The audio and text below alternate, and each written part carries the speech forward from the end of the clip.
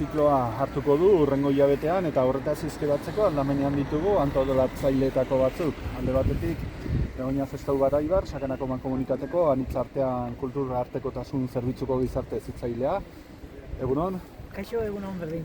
Bestetik Naroan Soiriarte, Etxarri Aranatzen zinegotzia eta Sakanako Mankomunitateko anitzartean kultur artekotasun zerbitzuko presidentea. Egunon? Egunon bai.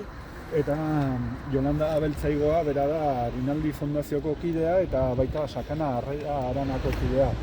Egunon, Jolanda. Egunon bai. Bueno, asko entzuten da, baina gero, zer dira giza eskubideak? Bueno, giza eskubideak gizaki oro Pasatu da dira kamiona eta hitz egiten dugu, bai. Galdera berriro egingo dut. Zuk, tendrás que editar, Eskubideak. Bueno, giza eskubideak, munduko pertsonak berdintzen gaituzten, berdin egin beharko gintuzken babesa aterkia lirateke, duintzen gaituena, edo duindu beharko gintuzkenak, unibertsalak direnak, urraezinak beharko luketenak, eta aldarrikatu beharko dienak, urraketak ematen direnetik, eta negoziatzen ez direnak, beti defendatu egin behar direnak. Sakanan giza eskubideen ziklo bat egiten denerako, zer giza eskubideak aldarrikatu beharra dago? Bai, noski. Sakanan eta mundu mailen. Claro, munduen nola batxe sakanan dagoen ez ere, munduko txoko desberdinetako biztanlek onera bizitzera etorri direnez, batu zenez, eta etorko direnez, inongo zalantzarik gabe, mundu berdintxoago, justuxiago, elkarbizitza duinagoako baten alde ari bagara lanez, ezinbesteko da giza eskubide guzik defendatzea. Eta zergatik ziklo bat? Bueno, badirea urte dexente, Olastiko herrin, abenduko hilabeten, nazioarteko giza eskubideen eguna dela eta antolatzen dela elkartasun azoka bat. Giza eskubideen nazioarteko egun hori abendun 10 izaten da. Eta, askok giza eskubideen nazioarteko egun hori ospatzekoa dela diote. Anitzartenetik uste, ospatzeko gutxi dagoela eta aldarrikatzeko asko ez da. Eta orduan, bizkoat historia hori, urte horik ematen zuen ikusita, ezagututa, giza eskubideek, giza eskubideen itunak, 30 eskubidea zen ditu, ikusita zenbat eskubide dagoen anitzartenetik laguntzen dienak, migratzeko eskubidea, desberdina izateko eskubidea, norbera bere hizkuntza izateko eskubidea, erabiltzeko eskubidea, eta bar, eta jasotzen ditugun proposamenari erantzune eman nahien, egoki ikusten ginen ziklo bat antolatzea, zaro abenduko hilabetetan, amika ekimen antolatzea. Asialetik badade, amika ekimen horiek zein dira? Bera, aurten badago beste aldaketa bat, ziklo hori hasiko da, hain txusen ostegun honetan, azarak 20, zurrumurruen kontrako ipuin laburren lehiaketaren 6. sari banaketarekin.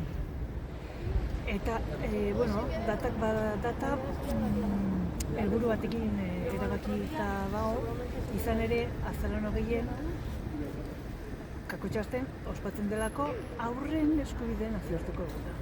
Orduan, zikloa hori, sari banaketa horrekin hasiko da, Pantxika Lamurren eskutik joan da, sari banaketa hori, eta da Ilermineteko herriatxaldeko guztetan. Ondoren, zikloan zehar izanen die 3 elkartasun azoka, bata Uazteko herri, Aztalan autonomazita, bestea Olaztin abenduaren 14, eta bestea Etxarrin abenduaren 21, eskerrik asko. Eta gero, baita egiten die, Jolanda Bentzak antolatu duen hemen Etxarrin bertan liburutegin giza eskubideen inguruko erakusketa bat, berak esplikatuko bekio, eta ipuin kontalari bat. Aipatu duzu, bigarren eskuko azokak uhartea, Etxarrin eta Olazkin zergatik. Bueno, oso erantzun emaitza onak eman izan dituelako, eta antolatzaileek proposatzen duelako berriz egitea. Eta elkartasuna, eskubide bat ere badelako, jendek egoera honen dauden gauzek modu duin batean jasotzeko ere. Eta hortik ateratzen den etekine, bideratuko da elkarte sozialen batera, haien bizi maila, bizi modue pixko bat erreste aldera edo betxe aldera. Eta gehien bat, hori antolatzaileek haien proposamena delako, haien antolatzen delako salmenta, data erabaki, herritarren ekimena da. Okerrez panago, Etxarrin eta Nolaz. Lehenengoa oso arrakastatsua izan zen eta antolatzaileak erabaki genuen gabonetarako beste bat egitea. Gabonak zer bada konsumismo garai bat ere eta ez dakit horrekin ere lotu nahi du izan duzuen. Bai, hori da, horrekin lotu dugu pixka bat, ikusten genuelako behar bat dagoela herrian eta aprobetxatu nahi dugu bigarren eskuko gauza horiei beste bizi bat emateko aukera bat izan daitezela. Eta uhartearakien Etxarrin eta Olazkin, bakarren batek etxean duen horri erabiltzen ez duena, egoera honean dagoena, eta bigarren bizitza bat, hirugarren bat eman nahi diona, zer egin behar du? Jarriko dira egun batzuk gauza horiek jasotzeko, eta beharrez dituen gauzak danakon dira ongi etorriak eta jasoko ditugu gustu askoz, bai. Dioz, hiru herritan udalen sare sozialei eta Sakanako Mankomunitatearen anitzartean zerbitzuaren sare sozialei adi egon behar. Bai, hori da, adi egon, bai. Hemen duguna ere, Sakanarrera Aranako kidea, erakusketa bat prestatzen egon zara, eta ez dakit, giza eskubideak erakusketa batera nola eraman daitezke? Zuk esan duzun bezala, erakusketa hau giza eskubideen inguruko erakusketa bat da, baina baita ere nazioarteko elkartasuneko erakusketa bat, ez? Iruditzen zaigurako munduko dozein lekutan, dozein pertsonak giza eskubide baten eraso bat jasaten badu, azkenean munduko gizarte guztiaren aurkako eraso bat dela.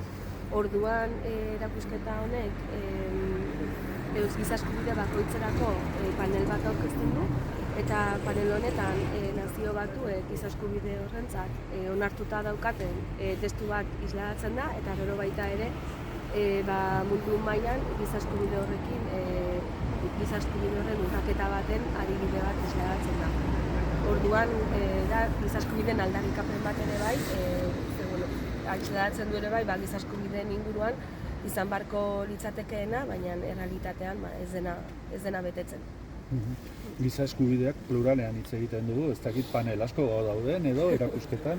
Bai, eta egia esan batzutan giza eskubideak berez 30 dira, eta asko ere bai ez ezagunak edo guretzat normaltzat hartuta dauzkagun eskubideak, baina esan behar da guretzat normala dena edo normaltasun baten bizitzen duguna, beste lurralde askotan ez dela respetatzen, horregatik garrantzitsua da 30 adieraztea eta ikustea ere leku askotan ez direla betetzen, baina 30 dira bai. Erakusketa da, Etxarrin jarriko dena, baina non jarriko da eta noiz? Etxarren Azgo liburutegian egongo da, abenduaren 4tik, urtarrilaren 5 arte. Eta behin erakusketa eginda, ez dakite beste herri batzuetara mugitzeko aukera buruan duzuen? Bai, egia da erakusketa honen estrenaldia, edo lehenengo aldiz jartzen dena, Etxarren Azgo liburutegian dena, baina gero irekita edo asmoa daukagu beste herrietatik zabaltzeko alden leku guztietan edo. Erakutsiko dira erakusketa horretan giza eskubideak, baina kontatu ere. giza eskubideak. Bai.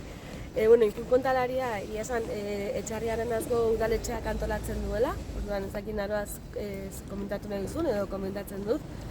Bai.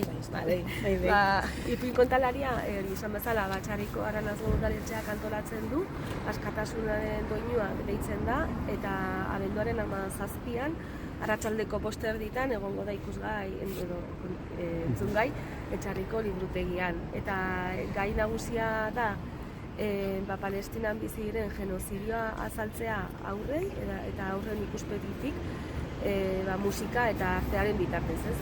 Aurren artean kultura aniztasuna eta elkartasuna ere balioan jarriz. Bueno, bukatzeko hirukote bakoitzari arrazoi bat ematea eskatuko nintzueke, zergatik parte hartu behar duten sakandarrek zikloa.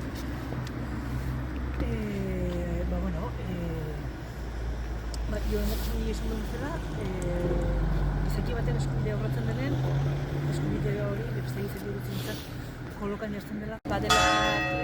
Denak gozkagulako eskubide horiek eta denak egon barko garelako zelkarrekin eskubide horiek defendatzen. Gehierik.